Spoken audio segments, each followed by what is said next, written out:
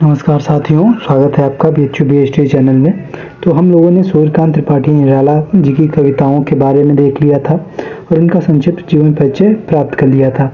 तो अब उनके महत्वपूर्ण प्रश्नों को देखेंगे। देखिए, अब मैं ये सोच रहा हूँ कि जितने भी आपके में कवि हैं, ठीक है, 40 नंबर के प्रश्न पूछे जाते हैं।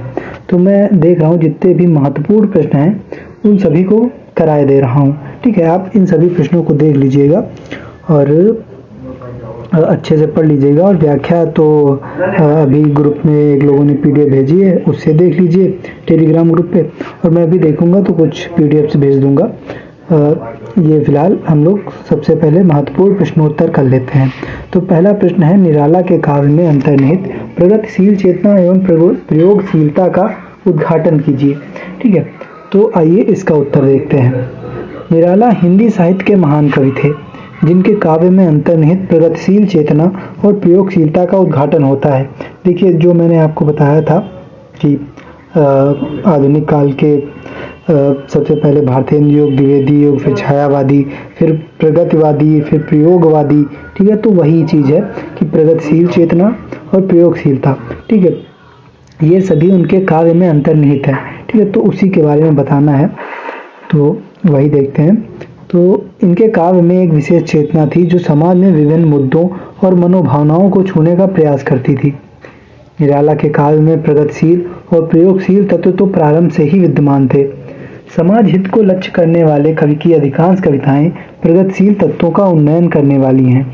योग चेतना से प्रेरित करने, रूढ़िवादिता का खंडन, ब्रिटिश शासन की दमन नीतियां, अछूत प्रथा, जातिवाद एवं सांप्रदायिकता, नारी विमोचन, आर्थिक असंतुलन एवं शोषण से प्रेरित मजदूर आंदोलन एवं किसान आंदोलन, नव साहित्य आंदोलन आदि प्रगतिशील तत्वों को अपनी कविताओं में विशेष महत्व दिया है।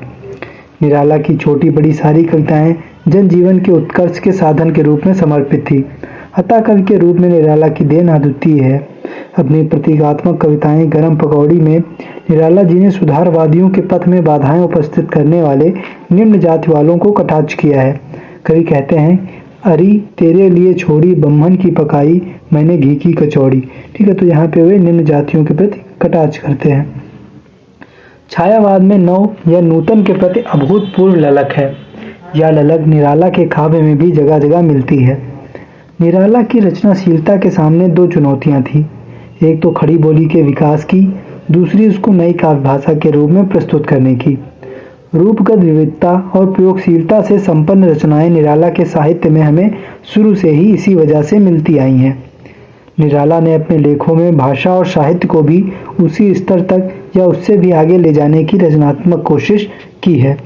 वे बंगला के सभी बड़े लेखकों और बुद्धिजीवों के ज्ञान और कर्म के उदाहरण अपने गद्य लेखन में देते हुए यही तड़प प्रदर्शित करते हैं कि हिंदी भाषा और साहित्य भी उच्च कोटि का हो जाए।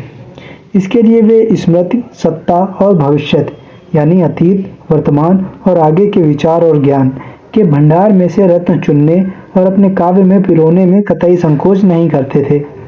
वे अन्य भाषाओं से शब्द लेकर अपनी कविताओं में नए प्रयोग करते थे। इसी तरह के प्रयोग वे छंद, अलंकार आदि के भी करते थे और इस तरह अपनी कविता में नयापन लाने की कोशिश करते थे।